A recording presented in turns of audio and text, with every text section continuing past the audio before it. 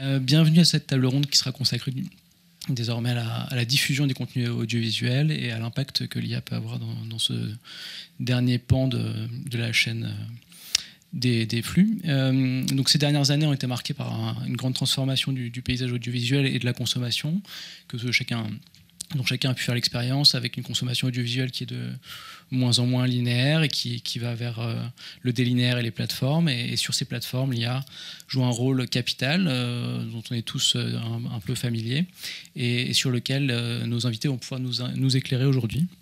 Donc l'IA, on a décidé d'évoquer avec eux trois principaux sous-thèmes de cette grande... ce pan de la diffusion. D'abord, la manière dont l'IA nous guide dans cet océan de contenu toujours plus vaste. Et ça, c'est par le biais des algorithmes de recommandation. Ensuite, évoquer comment l'IA est également une source de connaissances nouvelles dans l'analyse des données et nous permet de tirer de nouveaux enseignements peut-être pour produire même de nouveaux contenus par la suite. Et ensuite, voir comment l'IA est également une source d'automatisation de certains flux dans la distribution des contenus et permettant ainsi de gagner en efficacité. Donc c'est ces trois champs-là que nous allons pouvoir étudier avec nos invités aujourd'hui. Xavier Lemarchand, alors pardon, parce que je commence par le milieu, c'est pas du tout logique, mais c'est pas grave. Xavier Lemarchand, vous êtes directeur coordination et intégration IA à l'INA et vous chapeautez tous les usages de l'IA à l'INA. Donc vous nous ferez notamment la présentation du projet data.ina.fr qui s'intéresse en particulier à cette partie sur l'analyse des données. Olivier Penin, vous êtes directeur de l'innovation du groupe TF1 en charge du déploiement de l'IA dans le groupe. Donc on pourra évoquer avec vous à la fois les usages de l'IA dans la recommandation sur la plateforme TF1+, mais aussi dans l'automatisation de certains flux et dans la distribution des contenus. Et enfin, Gabriel Mandelbaum, vous êtes donc président et fondateur de Speedeo, entreprise spécialiste de la personnalisation et de la recommandation sur les plateformes de streaming. Et donc, vous pourrez nous éclairer en particulier sur ce sujet. Et pour commencer, effectivement, commençons donc par celui-ci, car c'est peut-être celui qui vient le premier en tête quand on pense à l'IA dans ce domaine de la diffusion-distribution des contenus. C'est ces algorithmes de recommandation qui guident nos choix en tant que téléspectateurs, qui personnalisent notre expérience. Donc, Gabriel, je vous propose d'expliquer comment chez Speedeo fonctionnent vos algorithmes, comment vous utilisez l'IA et également en quoi cette manière est peut-être un peu singulière dans le paysage des algorithmes de recommandation. Ok, merci pour l'invitation, ravi d'être là. Donc, la société que j'ai cofondée, Speedeo, il y a un peu moins de 15 ans maintenant, effectivement, s'est attelée à la tâche de créer un moteur de recommandation pour aider les utilisateurs de plateformes vidéo, VOD à l'époque, à trouver rapidement et de façon pertinente un contenu qui pourrait leur plaire. C'était un problème d'utilisateur qui nous a guidés. Ça existait déjà à l'époque, les algorithmes de recommandation. Et pour nous, il y en avait un qui était vraiment l'ennemi à abattre, en tout cas dans sa conception, dans son principe, c'était celui d'Amazon, qui postule d'autres que vous qui ont acheté ceci, ont acheté cela. Donc, logique statistique de filtrage collaboratif, et qui nous paraissait être vraiment une expérience de recommandation assez désastreuse, déshumanisante, pas très sympa tout simplement pour l'utilisateur, et pas très efficace pour parler d'objets culturels complexes comme des films ou des séries télé. Donc, on a créé Speedeo avec une vision d'une expérience de recommandation qui serait aussi agréable et efficace qu'une conversation avec le loueur du vidéoclub de notre enfance. Celui à qui on peut parler, discuter, qui a une expertise, mais qui est capable de la délivrer de façon assez transparente, avec des mots. Et pour recréer cette expérience de recommandation et de découverte dans une plateforme numérique, on a imaginé un algorithme, certes, mais aussi un ensemble de données qui décrivent les films et les séries télé, une taxonomie. Et c'est vraiment comme ça qu'on a aussi commencé. On a vraiment démarré avec cette vision globale. Donc d'avoir des données très précises qui décrivent les contenus. On enrichit chaque contenu avec cette taxonomie, de faire manger l'algorithme, de le nourrir avec ces données, et les données d'utilisation des utilisateurs, leurs interactions, et puis de leur faire des recommandations qui soient à la fois pertinentes, transparentes, expliquées. En fait, de pouvoir expliquer pour chaque recommandation pourquoi on vous recommande tel ou tel film en fonction de votre profil, en fonction de vos envies, de votre humeur. Et c'est vraiment avec ces prémices-là qu'on a construit la société Speedeo et ses produits. Peut-être que vous pouvez donner un exemple d'une plateforme grand public avec laquelle vous collaborez et aussi peut-être nous faire comprendre si cette plateforme-là, elle utilise que votre algorithme ou votre algorithme en association à d'autres algorithmes. Oui, avec plaisir. En fait, je peux parler même de la toute première plateforme qui a utilisé Speedeo, donc en 2011. Ça remonte. Canal Play, qui était la première plateforme de SVOD du groupe Canal+, et qui était notre premier client. Et donc, qui a utilisé toute première fonctionnalité qu'on avait éditée chez Speedeo, qui était un moteur de découverte par envie. L'utilisateur a une liste d'envies, une vingtaine, romance, belles images, changer d'air, peut sélectionner une envie ou les combiner et immédiatement en temps réel a une sélection de contenus qui correspondent à ses envies. Ses envies ou les envies de 2 personnes en face d'un écran. Donc c'était vraiment une expérience de recommandation, une UX autant qu'un algorithme. Et le but était vraiment de pouvoir aller dans la profondeur d'un catalogue qui avait plusieurs milliers de titres, qui était assez nouveau à l'époque, mais d'une façon assez rapide et surtout assez ludique et conversationnelle. Bon, aujourd'hui, ça ne veut plus rien dire maintenant que ChatGPT existe et qu'on a une vraie conversation possible avec une interface, mais c'était quand même l'esprit, c'était l'intention de départ. Ça, c'est un exemple. Et la deuxième question, c'était ah oui, est-ce que c'est combiné avec d'autres donc, juste, concrètement, aujourd'hui, Speedeo, c'est un algorithme, en fait, c'est une suite d'outils, une boîte à outils, qui permettent à nos clients, plateformes de vidéo à la demande, et en fait, industrie créative au sens large, de construire leur expérience de recommandation en utilisant ce qu'on appelle des API, en faisant des appels à nos moteurs sur un utilisateur, sur un contenu pour avoir des contenus similaires. Et puis en fait, il y a beaucoup de fonctionnalités qu'on a développées et qui sont accessibles instantanément. Certains de nos clients utilisent une partie de cette boîte à outils et puis la combinent avec des technologies internes, parfois pour des questions de confidentialité. Globo au Brésil, qui est un de nos clients depuis plusieurs années maintenant, pour des raisons politiques, ne veut pas partager ses données utilisateurs. Et donc on collabore ensemble, ils utilisent la taxonomie et l'enrichissement Speedeo, les fonctionnalités de contenu à contenu, donc pour un contenu donné, quels sont les contenus similaires, puis tout l'enrichissement sémantique qu'on a réalisé autour de ces contenus. Mais par contre, ils utilisent le moteur maison pour faire la recommandation personnalisée. Bon, évidemment, nous, c'est notre argument, ça marche beaucoup mieux quand on utilise toute la suite Speedeo, c'est-à-dire, c'est assez important, quand l'élément sémantique, c'est-à-dire l'enrichissement des contenus, qui est très contrôlé et qui est très précis, qui a été fait par Speedeo, vient nourrir l'algorithme de similarité, de personnalisation, de découverte, et puis aussi des plateformes d'analyse des usages qui recréent des segments qui sont exprimables avec cette sémantique-là, qui peuvent aller jusqu'à une notification à un utilisateur sur son smartphone ou sur une newsletter, qui réutilise tout ce vocabulaire de personnalisation qui est basé sur cette sémantique elle-même. Donc il y a vraiment quelque chose de très circulaire qu'on essaie de construire chez Speedeo. Très bien.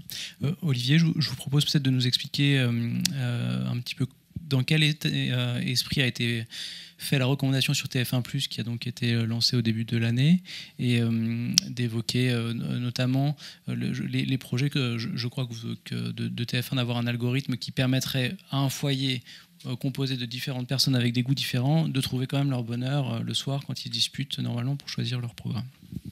Oui, bien sûr.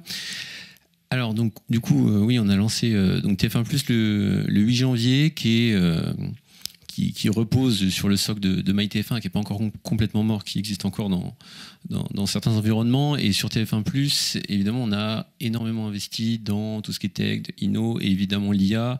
Et on va poursuivre dans ces investissements. Donc, ça ressort dans le sens de...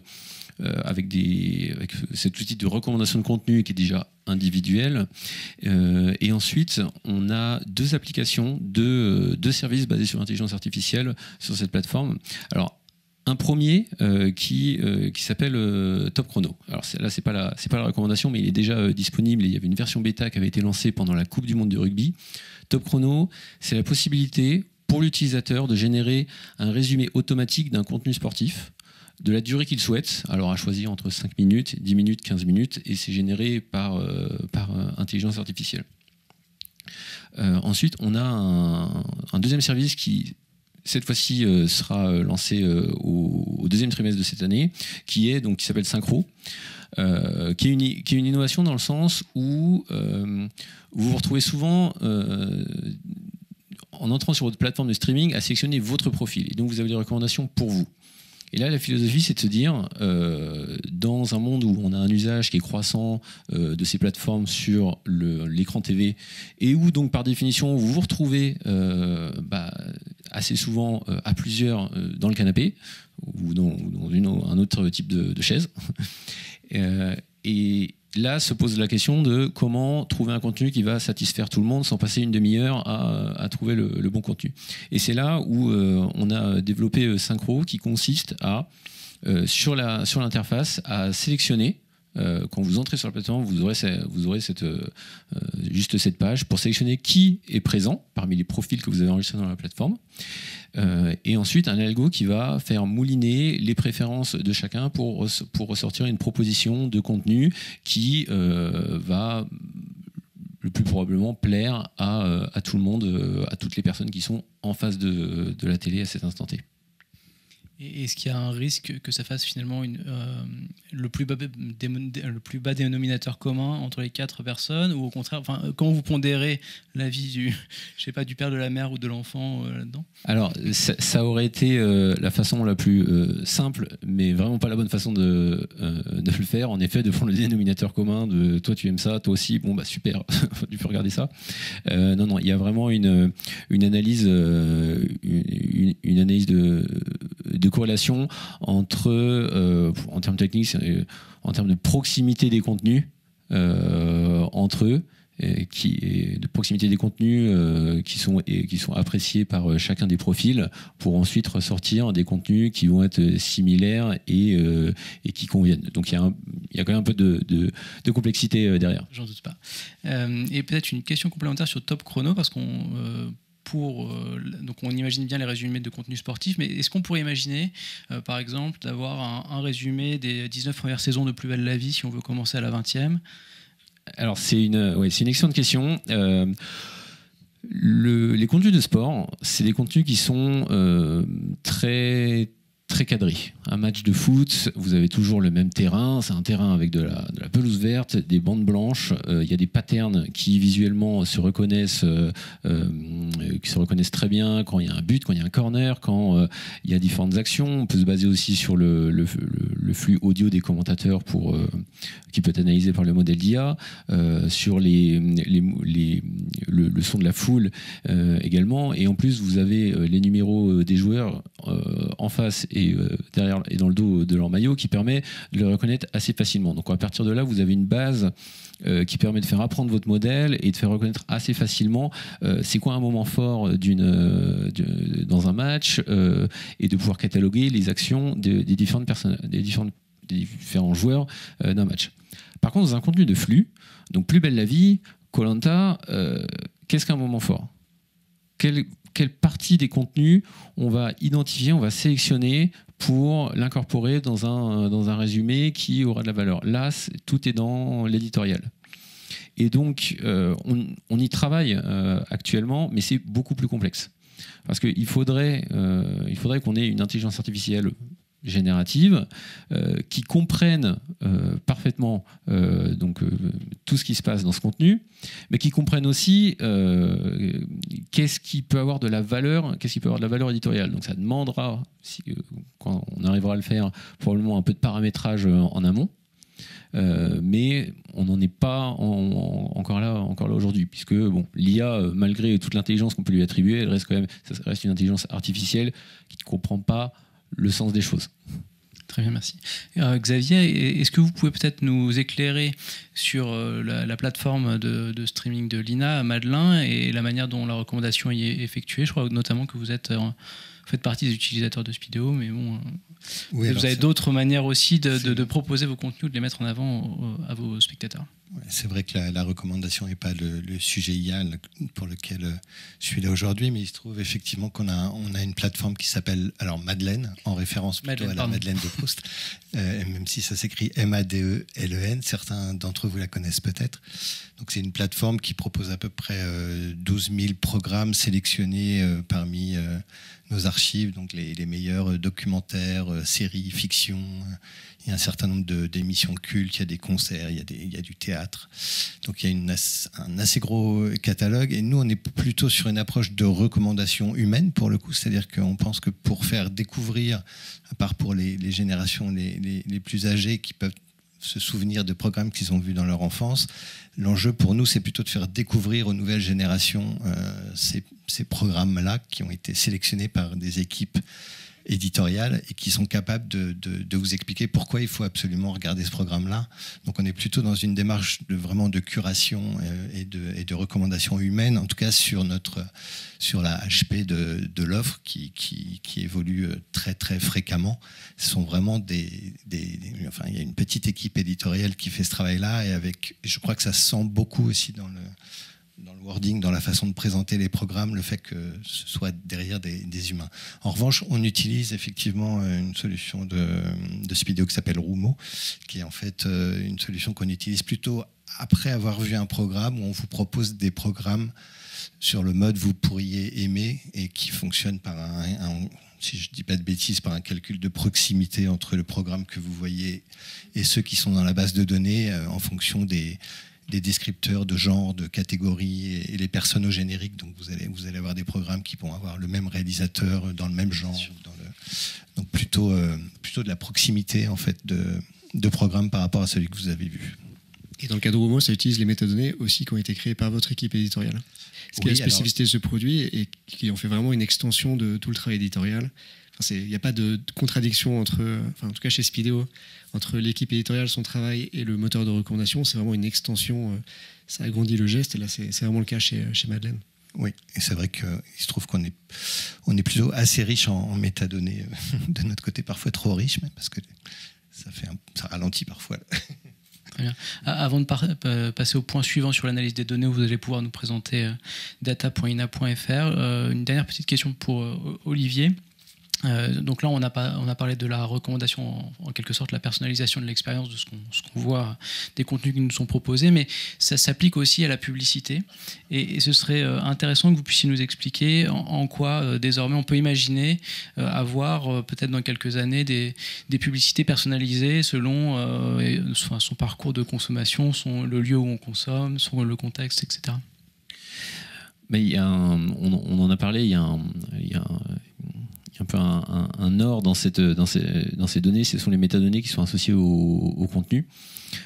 Aujourd'hui, on sait faire de la publicité ciblée qui est associée aux préférences de l'utilisateur.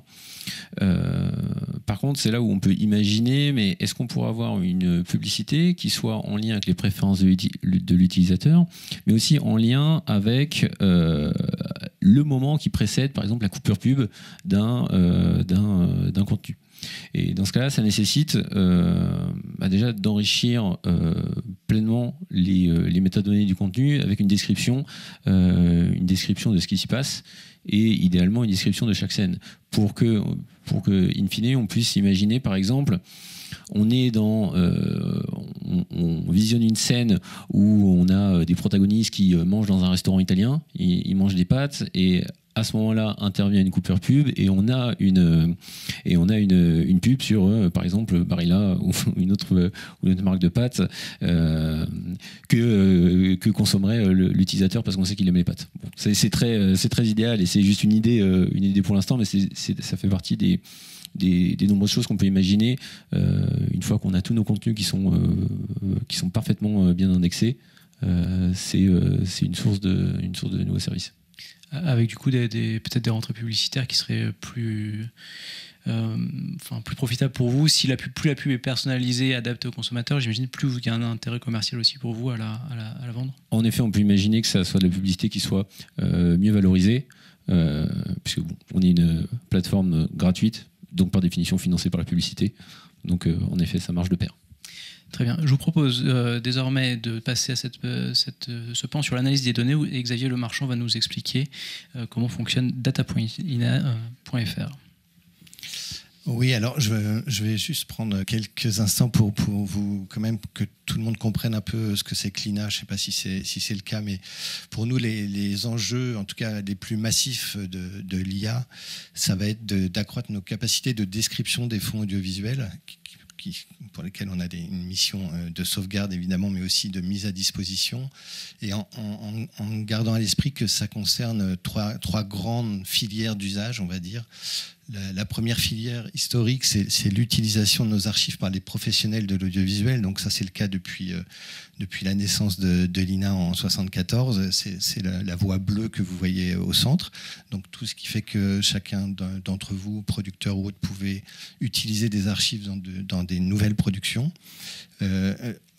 Au-dessus, vous voyez une branche verte qui est la recherche sur les médias. Ça, c'est une branche qui est apparue après la loi de 92, pour laquelle on a depuis une mission de sauvegarde du dépôt légal de l'audiovisuel, donc de l'ensemble des contenus qui sont diffusés sur les chaînes de radio et de télévision, et de les mettre. Donc on n'a pas du tout de droit d'exploitation sur ces fonds patrimoniaux, mais on a une mission de mise à disposition des chercheurs qui travaillent sur les médias ou en sciences humaines et sociales. Donc c'est toute la partie haute du graphique.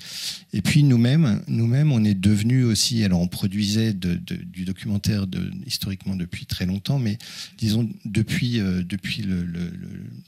développement du web, on est nous-mêmes devenus aussi on se revendique comme un média patrimonial, et on est aussi un producteur et un éditeur de contenu. On a ina.fr, mais on a aussi beaucoup de chaînes YouTube. On est très présent sur les réseaux sociaux, Facebook, Twitter, Instagram. Et je pense que certains même de vos enfants connaissent l'INA par ce biais-là, ce qui est quand même assez nouveau. Et puis on a cette offre Madeleine. Donc ça, c'est les trois branches pour lesquelles on doit faire en sorte que nos archives soient découvrables, soient cherchables. Alors quand même, ayez en tête ce chiffre clé, qui est que le dépôt légal, en gros, je vais aller vite, ça représente 27,5 millions d'heures, une centaine de chaînes de télé, 84 chaînes de radio. Le fonds d'archives professionnelles, c'est à peu près 2,5 millions d'heures. Donc, mis bout à bout, on est à peu près à 30 millions d'heures d'archives. 30 millions d'heures, j'ai essayé de faire un calcul pour qu'on se représente mentalement ce que ça veut dire. Il faut imaginer une chaîne unique qui depuis 3400 ans, diffuse en continu 24 heures sur 24. Voilà, c'est ça à peu près 30 millions d'heures. Donc évidemment, la description de ces contenus, pour nous, c'est quelque chose d'extrêmement important, puisque ça ne sert à rien de conserver des fichiers vidéo si on n'est pas capable de savoir ce qu'il y a dedans et de les retrouver.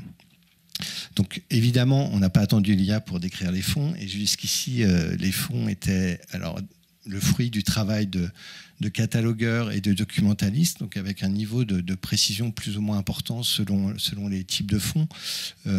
Par exemple, le fait d'écrire des résumés ou des descripteurs très précis, sujet par sujet, on le fait sur tous les journaux télévisés, par exemple. On le fait sur un certain nombre notamment tout le fonds professionnel, mais on ne peut pas aller à ce niveau de détail pour l'ensemble des fonds du dépôt légal. Et puis en revanche, on importe aussi beaucoup de données qu'on va ensuite aligner sur les fonds, donc des données qui peuvent provenir des diffuseurs eux-mêmes, mais aussi de plurimédia, de médiamétrie qui nous permettent de documenter une partie de ces fonds. Donc nous, on a vraiment un enjeu avec l'IA d'accroître en richesse, mais aussi en finesse et en exhaustivité la description des fonds. Alors, peut-être juste pour globalement, qu'est-ce qu'on entend par des outils d'IA descriptifs? Ça va être le fait de pouvoir transcrire la parole, le fait de pouvoir extraire de cette transcription ce qu'on appelle les entités nommées, donc les noms de personnes, les noms de lieux, de pouvoir reconnaître les genres des locuteurs, les locuteurs eux-mêmes, de pouvoir ossériser tous les textes qui sont à l'écran, qui portent souvent des informations extrêmement précieuses pour savoir de quoi il est question. Ça peut être de la reconnaissance de logo, la reconnaissance de visage, la reconnaissance d'objets.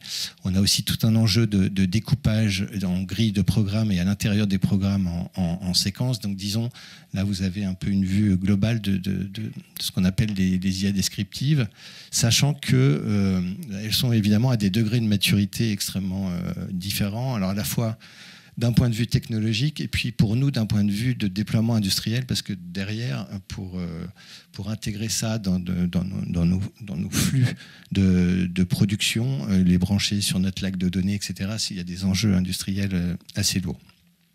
Autre élément important, c'est que là, on est vraiment, avec ces IA, en train de créer des données qui n'existaient pas avant. C'est-à-dire que jamais à l'INA, on a eu l'ambition de faire transcrire par des humains 30 millions d'heures d'archives. J'ai fait là aussi un petit calcul amusant, c'est que si on considère qu'il faut à peu près 6 heures pour un humain pour retranscrire 1 heure de vidéo, nos 30 millions d'heures, ça représente 100 000 années humains.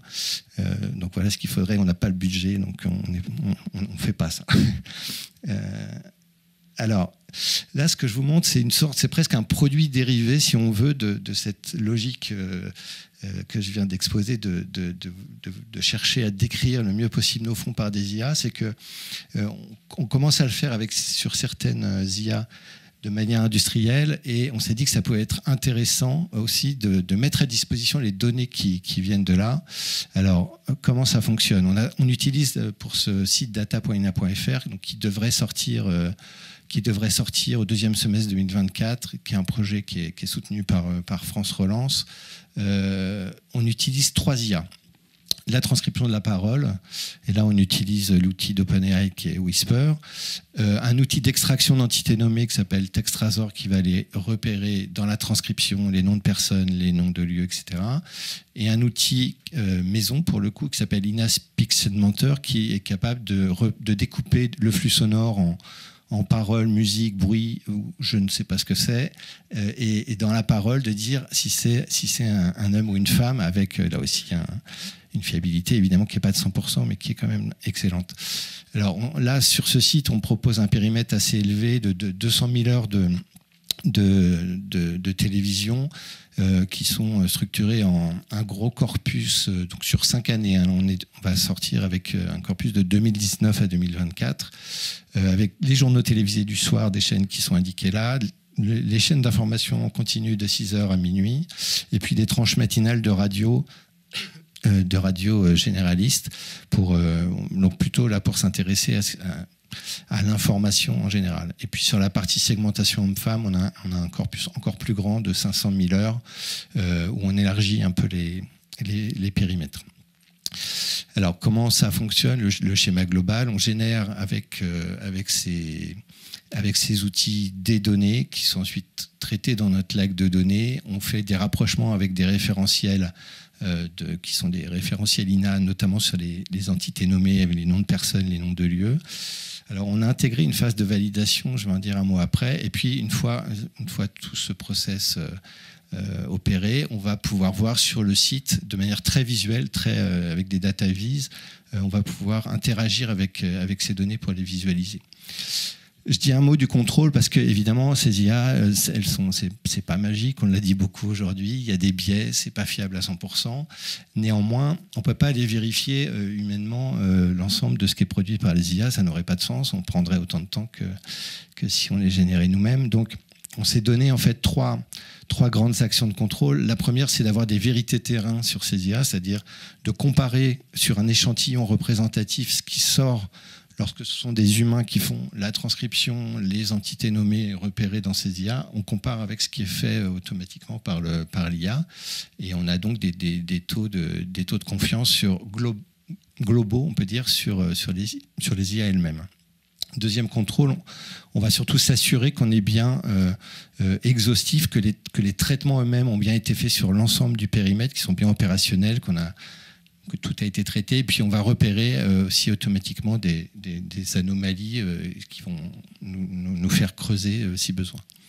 Et puis enfin, on fait ce qu'on appelle un contrôle de pertinence, là, qui est un contrôle humain, où on va aller regarder chaque quinzaine de jours, en fait, traiter quel est le top 30 des personnalités, par exemple, sur l'ensemble des chaînes d'infos. Aller vérifier grâce à un player où on est tout de suite relié au flux vidéo pour aller vérifier si c'est bien la bonne personne. Et ça nous permet de détecter des biais. Alors, on en met un ici à l'écran. Par exemple, on on a constaté qu'à une certaine période, on avait du Paul Verlaine qui remontait dans le top 30 des personnalités. C'est qu'il y a un problème parce qu'on ne pense pas que Paul Verlaine soit aussi présent dans l'actu. Et le Paul Verlaine en question remontait parce qu'il y avait dans les flux de journée en continu des publicités du groupe Verlaine, qui est un groupe qui fait des panneaux solaires, je crois, et des choses comme ça. Autre exemple qui peut peut-être vous parler davantage, c'est Wagner. On a eu Richard Wagner aussi qui remontait beaucoup dans les entités nommées avec le groupe Wagner, dont il était beaucoup question pendant la guerre en Ukraine. Alors, pour nous, ce qui est important, c'est de repérer ces biais, mais on s'est donné pour principe de ne pas corriger, parce que si on le fait là, on n'est jamais sûr d'être exhaustif, donc pourquoi on le fait là et pas ailleurs ? Et d'une part, et d'autre part, on se donne un peu un devoir de pédagogie sur ces sujets-là, et on va voir qu'en fait, on met des alertes qu'on va retrouver sur le site de façon à ce que, quand on arrive on voit Wagner dans un top 30, on voit tout de suite qu'il y a une pastille d'alerte pour expliquer que c'est un biais de l'IA et que c'est pas logique que ce soit Wagner, mais enfin, c'est logique du point de vue de l'ensemble de ce processus. Alors, une fois qu'on a tout ça, on va pouvoir visualiser ça sur des graphes dynamiques, c'est-à-dire qu'on peut choisir la période couverte, on peut choisir de les visualiser plutôt sous une vue historique. Donc là, ça permet par exemple de voir que voilà, on voit qu'il y a un pic là sur Élisabeth II qui correspond à la période au moment de sa mort. On peut décider de choisir les chaînes sur lesquelles on veut regarder quelles sont les personnalités les plus mentionnées dans les journaux télévisés. Ça, c'est une des questions qu'on voit sur le site. On peut voir ça aussi sur les chaînes d'information continue. Et puis, on peut aussi regarder, alors c'est l'autre algorithme qui permet de faire de la segmentation du temps de parole entre les femmes et les hommes. Donc, on peut aller regarder ça chaîne par chaîne. On a la possibilité aussi de taper n'importe quel mot dès lors qu'il est présent dans la transcription. On va avoir là plutôt de la textométrie pour voir le nombre de fois où ce mot apparaît dans le temps. Donc ça, c'est l'exemple sur le Covid entre janvier 2022 et février 2024. Et puis, alors un autre exemple, immigration. Là, vous voyez le pic de décembre 2023 qui correspond à la discussion sur la loi immigration. Et ça permet de le suivre avec beaucoup plus d'antériorité. On a la même chose sur les lieux. Donc là, ici, on voit l'Ukraine, mais on peut zoomer sur les lieux et puis voir aussi à quel moment ça apparaît dans le temps. Donc, vous voyez ici le pic orange au début, c'est le début de la guerre en Ukraine. Ce que vous voyez en bout de course à droite sont plutôt les événements en Israël et Palestine avec le 7 octobre. Et on peut, voilà, comme ça, filtrer, décider exactement ce qu'on veut suivre. Alors, à qui c'est destiné ? C'est destiné à tous, des spécialistes des médias, des journalistes, des experts, même des décideurs, pour regarder un peu tout ça, mais aussi des citoyens curieux. C'est-à-dire qu'on a fait en sorte que le site soit le plus simple, plus visuel, le plus simple possible à utiliser. On est vraiment dans l'idée de représenter visuellement des grandes masses de données, d'essayer d'objectiver des phénomènes, de découvrir des tendances. Donc, c'est plutôt une vocation heuristique. Mais évidemment, si un chercheur s'intéresse à un sujet, il peut se dire là, il y a un truc intéressant, mais ensuite, il va venir à l'Inatech pour aller explorer le sujet plus avant, aller revenir aux sources et utiliser des outils d'analyse pour vérifier telle ou telle hypothèse. Et nous-mêmes, on fait un travail d'éditorialisation de ces données sur un site qui s'appelle La Revue des médias, où on va prendre un angle, un focus sur certaines des données et expliquer... Enfin, essayer de décortiquer pourquoi on a ce type de courbe ou de comparaison d'une chaîne à une chaîne. Voilà, merci. Merci beaucoup. Peut-être l'avez-vous précisé, mais l'outil il sera bien accessible à tous et gratuitement ? Oui, absolument. On va le lancer sans doute là à l'automne de 2024 et il sera accessible à tous gratuitement. D'accord. Et donc, est-ce que vous pouvez peut-être développer un peu les cas d'usage de ces nouvelles connaissances qui vont être apportées ? C'est-à-dire, on pourrait imaginer, à la lecture de ce que nous avez, après avoir vu ce que vous nous avez montré, que le régulateur, par exemple, de l'audiovisuel pourrait avoir un intérêt dans ces mesures sur la parité, ou que même des chaînes pourraient elles-mêmes vouloir contrôler tel ou tel indicateur en utilisant ces données-là, ou peut-être les chercheurs aussi. On pourrait même imaginer des utilisations qui seraient commerciales si, je ne sais pas, si votre service était vendu sous forme de service à tel ou tel opérateur. Est-ce que c'est des des choses que vous avez envisagées ou... Alors, il se trouve qu'on a un partenariat avec l'ARCOM qui utilise certains de nos outils, mais pas exactement ces données-là, parce qu'on n'est pas tout à fait sur les mêmes périmètres, mais sur la segmentation, enfin, la répartition des paroles hommes-femmes. Ils utilisent ce type d'outils avec nous. Après, ce site, il n'est pas destiné à suivre comment dire, la pluralité ou le pluralisme sur les chaînes selon les indicateurs ni même actuels ni même futurs qui sont en train d'être discutés sur cette question-là. D'abord parce que nous, là, vous voyez, on n'a pas le temps de parole des locuteurs dans ces représentations. On a les mentions des personnes qui sont mentionnées donc, dans les transcriptions. Il y a une raison à ça, c'est que en fait, nous, on est dans un monde ouvert, en fait. Ce qu'on décrit des archives, c'est, pour vous donner une indication, on a un référentiel de noms de personnes qui est près de 1 million.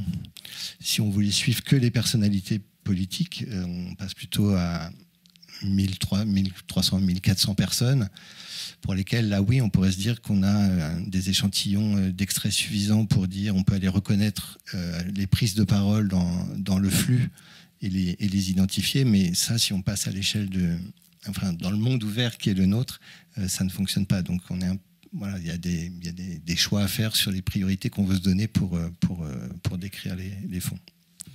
Olivier, Gabriel, en tant que professionnel de l'audiovisuel, quelle perspective un tel projet peut ouvrir? Quel enseignement vous imaginez que ça peut vous apporter l'un et l'autre dans la connaissance de ce qui passe à l'écran?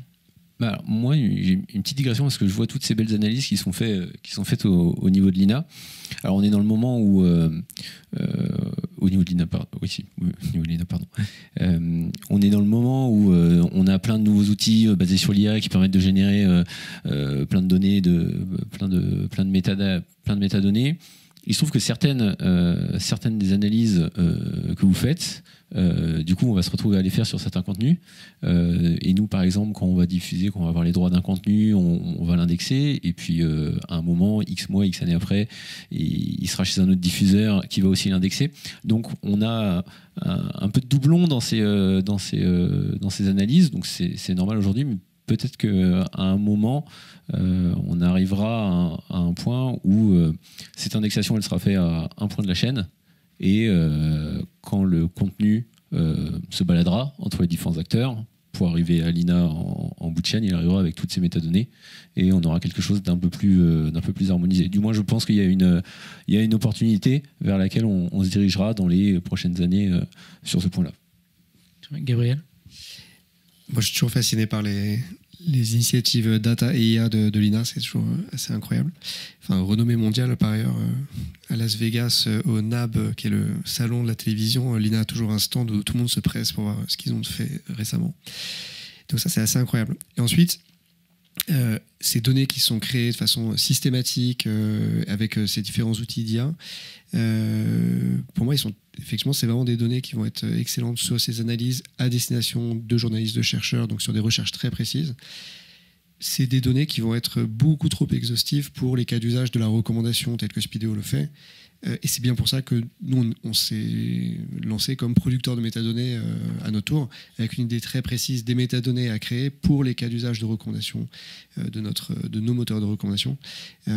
Et donc, effectivement, je me demandais, là, est-ce qu'on pourrait compléter, ça serait intéressant, sur certaines entités nommées, mais on le fait aussi par ailleurs. Enfin, voilà, moi, je pense que contrairement à Olivier, je ne suis pas sûr qu'on puisse imaginer un service public ou mise en commun de création de métadonnées qui serait tout d'un coup un standard.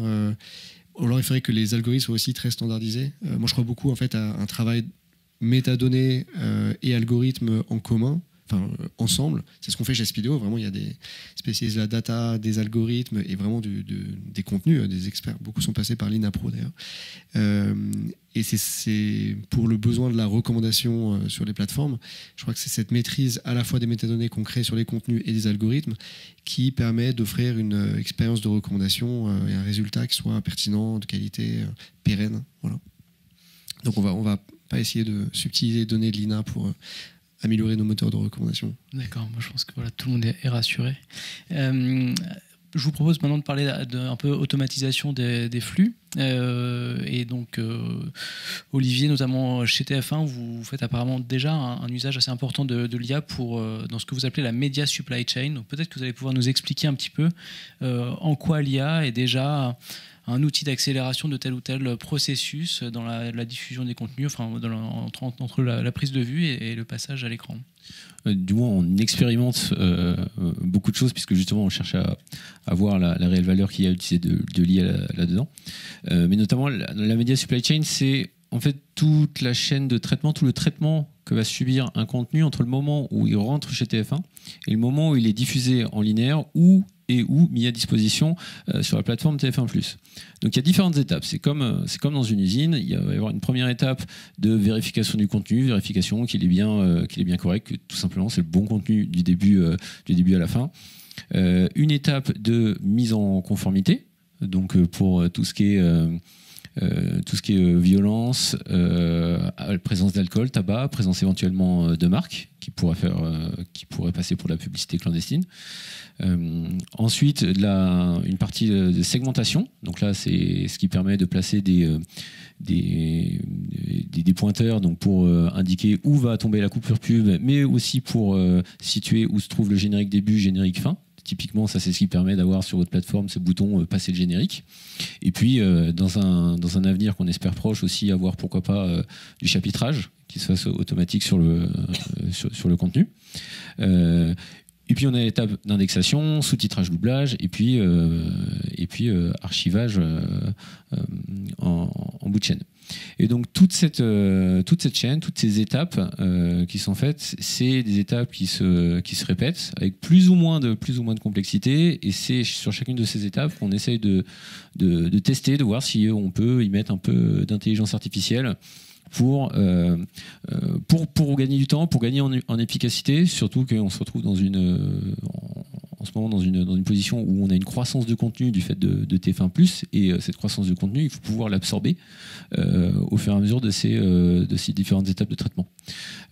Alors, dans la réalité, évidemment, comme ça a été dit précédemment, l'IA n'est pas magique, on ne trouvera jamais l'outil presse-bouton, et de toute façon, on ne veut pas l'outil presse-bouton, puisqu'on aura toujours de l'humain derrière. Pour vérifier, comme tu le disais, on n'a jamais un taux de fiabilité qui est à 100%, mais l'essentiel c'est de pouvoir trouver de l'IA qui puisse sur un petit bout du workflow humain faire gagner du temps et accélérer les choses. Donc ça veut dire que ça ne donnera pas lieu à des suppressions de gens qui faisaient auparavant telle ou telle tâche, mais plutôt ça va leur libérer une partie de leur temps qu'ils pourront allouer à d'autres choses. C'est ça, c'est du temps qui est libéré à faire autre chose. Je peux prendre un exemple. Par exemple, à l'info, on a des personnes qui font de l'indexation, mais manuelle. C'est-à-dire que pour les journaux télévisés, ils vont aller taguer qui est dans l'écran, quels sont les sujets abordés, mais manuel. Ça prend, pour indexer un JT, ça prend 8 heures. Typiquement, on travaille à mettre de l'indexation automatique, ce qui ne ferait pas passer les 8 heures à 0, mais les 8 heures à 4 heures. Mais c'est 50% de temps économisé pour ces personnes-là. L'objectif, c'est qu'elles soient redirigées sur des tâches de fact-checking où là, on a évidemment un sujet dans tout le secteur et qui prend de l'ampleur pour nous. Et juste le dernier point, c'est que dans pas mal de tâches, on se rend compte que mettre un peu d'IA, ça va permettre d'économiser 10%, 20%, 25% de temps. Donc on n'est pas dans des cas où finalement on peut passer de 5 personnes pour faire une tâche à 2. Non, c'est vraiment ça économise un peu de temps, quelques heures par-ci par-là, qu'on réalloue à faire autre chose. Gabriel, Xavier, est-ce que dans vos organisations respectives, il y a aussi des usages comme ça qui sont faits de l'IA, plutôt des usages en interne et des missions qui sont remplacées, déléguées désormais à l'IA? Évidemment, chez nous, c'est un sujet de débat, de discussion, de fantasme aussi sans doute, pour se projeter dans 3 ans, dans 5 ans, pour savoir quels sont les métiers qui vont être touchés par l'IA. c'est très compliqué de répondre précisément à cette question. Ce qu'on voit plutôt aujourd'hui, c'est que les tâches, par exemple, de profil documentaliste vont vraisemblablement plutôt se réorienter vers des tâches justement où on fera des vérités terrain. On va avoir besoin vraiment d'humains pour faire des vérités terrain, pour valider des données. Qu'est-ce que vous appelez des vérités terrain ? Des vérités terrain, c'est en gros produire des données humainement qui vous permettent d'avoir un point de comparaison avec ce que produit une IA à côté. Parce que sinon, votre IA, vous ne savez pas ce qu'elle fait en fait. Vous êtes aveugle par rapport à sa qualité, à sa fiabilité. Donc la vérité terrain, c'est le point de repère qui vous permet de comparer les sorties entre les deux. Donc ça, on va avoir de plus en plus de besoins de ce côté-là, des besoins aussi d'entraînement, de fiabilisation des IA pour les améliorer. Je pense notamment là où il y a des biais assez sensibles sur les entités nommées, par exemple, c'est le fait que si vos modèles sont pas actualisés régulièrement avec des nouveaux entrants, des nouvelles personnalités qui arrivent dans l'actualité et qui sont pas auparavant dans les données d'entraînement, vous avez beaucoup d'erreurs en sortie. Donc il y a un enjeu aussi en permanence actualiser les données pour les mettre à jour. Et puis après, si on se projette de manière un peu plus massive vraisemblablement, il va y avoir de plus en plus de besoins du côté de profils de data scientist, de DevOps, de métiers très techniques d'un côté, et puis de l'autre, peut-être plus de profils très édito, avec les capacités à tirer le meilleur des données qu'on aura produites avec des interfaces de recherche et puis la capacité à éditorialiser tout ça pour le public. Gabriel, est-ce que vous, en interne, il y a certaines tâches qui sont déjà déléguées à l'IA ? Je ne peux pas répondre oui ou non à cette question. En fait, ça ne date pas d'hier ou de la sortie de ChatGPT. L'IA, ça a été constamment utilisé, testé aussi au regard d'autres process plus manuels. En fait, une façon pour moi de répondre à cette question, c'est que au cœur de ce qu'on fait, il y a cette idée, presque une obsession, qu'on a besoin de créer un enrichissement sémantique avec des métadonnées sur les contenus qui soit d'une qualité absolument à 100%. Parce que de là découle toute la qualité de la recommandation en aval et de l'analytique. C'est vraiment absolument essentiel. C'est un investissement qu'on a fait et on l'a fait en mettant au centre une équipe d'experts de l'audiovisuel, des contenus, d'analyse filmique, audiovisuelle, etc. Et cette équipe d'experts, elle a développé à la fois une taxonomie, un procédé d'enrichissement, et pour pouvoir traiter la quantité des contenus qui sont recommandés aujourd'hui par les dizaines de clients de Speedeo, donc des centaines de milliers, voire des millions de contenus, on a dû les équiper avec des outils d'IA et qui leur permettent d'augmenter leurs gestes, mais vraiment c'est presque pour nous c'est presque du marketing, en tout cas c'est une position, c'est de dire qu'au centre il y a les humains, ils sont augmentés mais c'est l'expertise humaine sur les contenus et c'est ça qu'on essaie d'augmenter. Ensuite, la question est un peu différente avec l'IA générative. Je pense qu'on en parlera peut-être après, c'est que ça nous pose d'autres questions sur des changements fondamentaux, notamment sur l'indexation, du tagging. À partir du moment où il y a un bien plus grand dataset qui peut être utilisé sur l'IA générative, est-ce que ça remet en cause tout ce qu'on a pu créer, nous, petit à petit, dans un travail de mécanique de précision ? Bon, la réponse est non, pas pour l'instant, mais on pourra en parler plus précisément après. Puisque vous commencez à aborder le sujet, ça pourrait être intéressant que chacun d'entre vous nous dise ce que, dans ce qu'on a pu décrire, dans la recommandation, l'automatisation de tâches ou l'analyse de données, en quoi cette vague de l'IA générative va chambouler ces métiers ou ces aspects sur lesquels vous travaillez. Peut-être Olivier, si vous voulez commencer. Je pense que sur toutes ces tâches, et en fait c'est valable généralement pour l'IA, c'est une révolution en termes d'outils, un outil qui va s'infuser de plus en plus dans nos process. Je pense pas qu'on arrive un jour à couvrir 100% de tout un workflow et le remplacer par de l'IA. Et finalement, ça va être un outil qui va s'incorporer ici et là, comme l'ont été d'autres vagues technologiques. Un outil qui va pouvoir nous faciliter la vie, accélérer les choses, être plus efficace. In fine, qui deviendra invisible, enfin qui l'est déjà un peu, mais qui sera invisible pour l'utilisateur, et on convergera du coup dans un monde où, de la même façon qu'on a maintenant Internet est dans notre vie de tous les jours, l'IA sera dans notre vie de tous les jours, et je l'espère avec les bonnes limites. Très bien. Ouais, peut-être je vais vous donner une petite anecdote pour vous répondre. La semaine dernière, j'ai voulu tester une IA générative que vous connaissez sans doute, qui a pour nom un vent du Nord.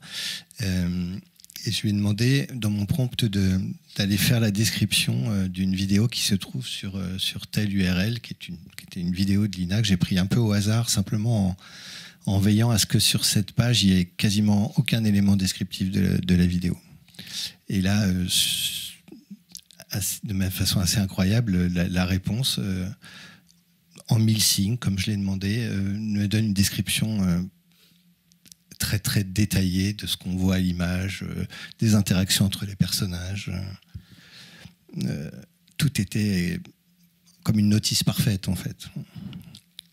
Et puis après, j'ai regardé la vidéo, et en fait, ce qui était raconté n'avait rien à voir, dans la description, mais vraiment rien à voir avec la vidéo. Donc ça, c'était amusant. C'est un peu effrayant le fait que l'IA ne dise pas qu'en fait, elle est en train de raconter n'importe quoi. C'est assez joli, hein, ce qu'elle raconte, mais ça n'a vraiment rien à voir avec la vidéo, c'est quand même problématique. En revanche, si on lui donne la transcription, par exemple, de la vidéo, on lui demande de faire le résumé, là, c'est parfait. Donc, évidemment, dans l'IA générative, faire des résumés de transcription, pour nous, c'est forcément quelque chose qui va arriver très vite. Après, on a d'autres sujets sur les IA génératives pour la restauration d'images et de son, parce qu'on a quand même des images pour lesquelles la qualité n'est plus du tout au standard. Et aujourd'hui, on sait faire avec de l'IA générative de la super résolution en partant d'images SD.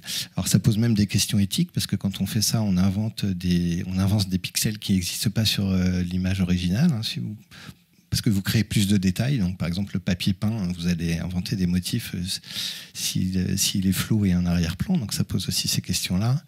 Et puis, par exemple, vous pouvez aussi utiliser l'IA générative pour inventer la partie droite et la partie gauche d'une image 4/3 que vous voulez passer en 16/9. Donc ça, c'est des choses qu'évidemment, on fera que si on est en accord avec les auteurs pour le faire. Enfin, ça pose aussi ces questions-là, mais les résultats sont quand même très, très, très impressionnants de ce côté-là. Gabriel, est-ce que vous voulez ajouter un point sur cet impact de l'IA générative ?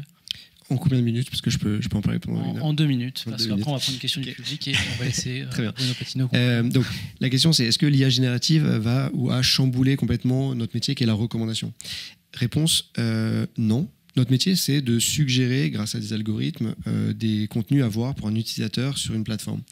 Et donc nous, notre obsession, en fait, c'est l'utilisateur final. Même si c'est pas lui qui nous paye, c'est les plateformes qui payent l'accès à notre moteur. Et ce qui est intéressant, c'est qu'on n'a pas beaucoup parlé de l'utilisateur de toute la journée. J'étais un peu étonné. On parle beaucoup de technologie, de transformation, de comment on produit différemment, on fait des mock-ups, des moodboards différemment. Mais à la fin, il y a un utilisateur qui est face à une pléthore de contenus sur des plateformes délinéarisées. Et en fait, sa demande, c'est juste divertissez-moi. Ou emmenez-moi dans un univers à découvrir. Il est pas technodéterministe. Et nous, on n'est pas technodéterministe. Pour dire simplement, j'ai pas dit à mes équipes arrêtez tout ce que vous faites, on va faire de l'IA générative, parce que j'ai joué avec ChatGPT, même si ça m'a un peu effleuré la première fois que j'ai joué avec. Je pense qu'il y a l'expérience de recommandation. Tout ce qu'on a construit, en tout cas chez Speedeo, sur la recommandation, c'est-à-dire de marier une bonne description des contenus très experts, très savantes, avec des algorithmes qui font un bon usage des interactions utilisateurs pour faire une recommandation explicable dans un langage que l'utilisateur peut comprendre.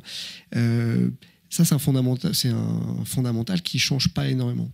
En revanche, l'IA générative comme technologie qui peut produire du texte, de l'image, du son, des résumés, il peut venir aider dans ce processus. Il peut aussi, surtout, et nous on expérimente là-dessus aujourd'hui, transformer ou venir comme une surcouche sur l'expérience de recommandation.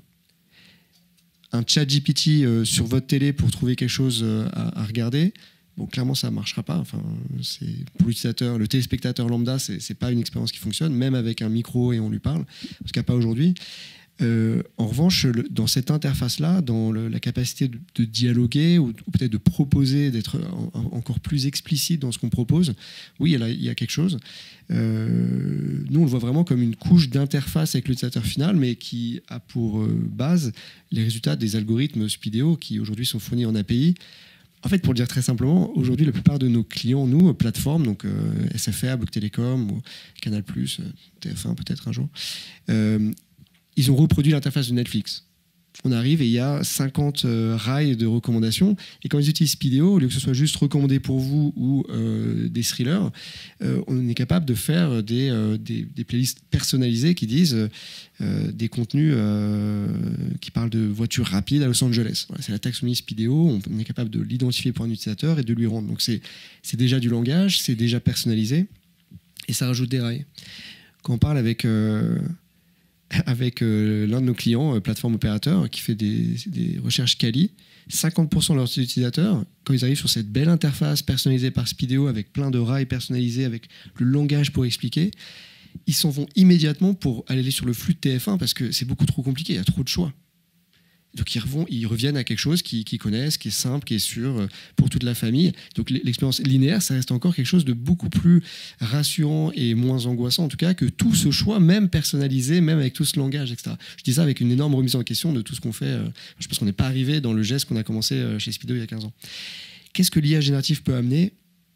Une expérience peut-être encore plus personnalisée, mais en tout cas avec la même logique, plus immersive, moins de rails à la Netflix, peut-être de la vidéo qui embraye vers d'autres vidéos où le texte, l'explication est plus ambiant.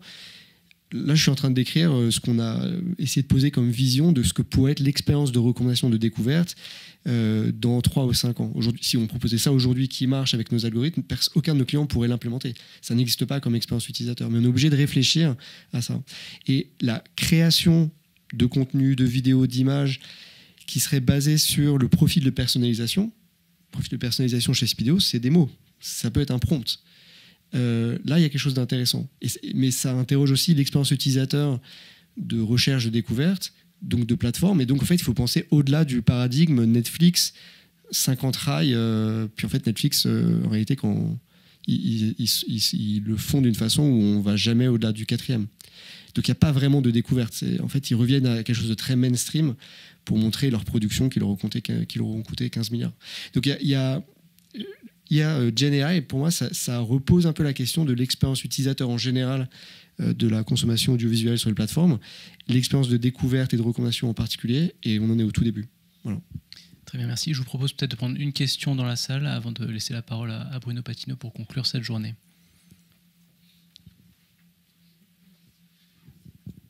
Une petite question qui est pas tout à fait votre sujet, mais quand même, les plateformes, les données, les assets numériques et tout ça, ça génère, ça demande, et les moteurs d'intelligence artificielle générative, ça consomme énormément d'énergie, c'est pas du tout impact carbone. Est-ce que dans vos sujets aujourd'hui, vous les intégrez un peu, ces sujets-là, justement en utilisant de l'IA ou pas, ou en y réfléchissant aussi à du low-tech, ou en utilisant de l'IA pour chercher des solutions qui sont moins impactantes pour notre planète? Une façon de limiter son empreinte carbone, même dans la recommandation, c'est de ne pas faire d'IA générative. Voilà. Non, mais c'est ma responsable produit qui est dans la salle, c'est son obsession. Et vraiment, dès maintenant, de dire, mais ne prenons pas justement, ne pas être technodéterministes et gros pollueurs, parce que plutôt que d'utiliser un set de données plus restreint, crafté, ça, c'est ce qu'on a fait chez Speedeo, et voire même de faire du précalcul, il y a une notion de temps réel ou quasi temps réel. Toutes ces logiques-là, de pouvoir les appliquer aussi à la réduction du temps calcul, en gros, plutôt que de dire on va faire de la Gen AI et de cramer la planète et sa facture AWS. Est-ce que vous voulez une question assez rapide, s'il vous plaît? Non, moi c'était plutôt pour expliquer les limites de l'IA, parce que par rapport à votre outil, Alina, d'analyse du contenu, et votre remarque, Olivier, sur les doublons, en fait, l'analyse d'un contenu n'est valable que dans un temps donné. Ça veut dire que moi j'ai travaillé il y a très longtemps chez Gaumont, où il y avait des petites mains qui visionnaient des documents, parce que plus l'archive est ancienne, plus elle est intéressante. Et à une certaine époque, il n'y avait pas du tout de description exhaustive de certains personnages qui apparaissaient dans le film, par exemple, et qu'en revisionnant, on voit, tiens, il y a Léon Blum qui apparaît, qui fait une déclaration. Ce n'était pas décrit dans la description. Donc ça veut dire qu'on peut avoir l'illusion que l'IA va nous aider à décrire plein de choses, mais en fait, elle passera complètement à côté de choses si l'humain n'a pas lui-même, avec le recul du temps, surtout pour des archives, fait une analyse de contenu beaucoup plus fine que peut faire un ordinateur qui, lui, évidemment, ne passe à côté de tout ça.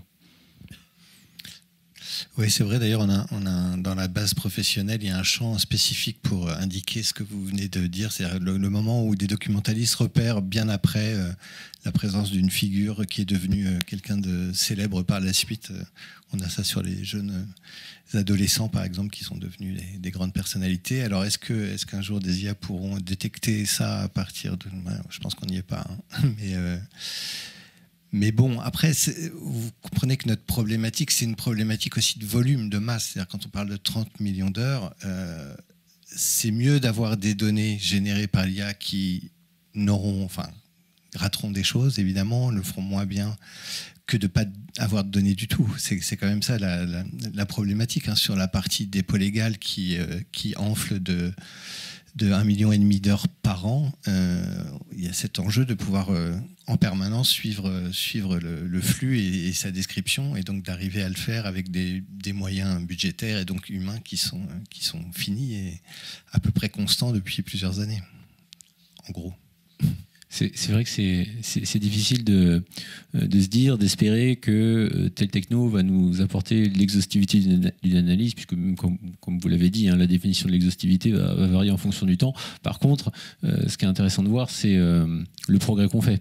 Et notamment, on voit que l'IA générative nous permet de faire un saut quantique dans la performance des analyses qu'on peut faire sur les contenus. Et peut-être que plus tard, ça sera, dans quelques années, ça sera une autre techno qui nous permettra de refaire mouliner nos contenus, je l'espère avec moins d'émissions de CO2, mais avec encore plus de performance, et qui nous dégagera d'autres données qui aujourd'hui nous semblaient peut-être en effet moins pertinentes. Bien. Merci à tous les trois pour ces interventions très intéressantes et éclairantes sur ces sujets. On va laisser désormais Bruno Patino d'Arte conclure cette journée. Merci à tous.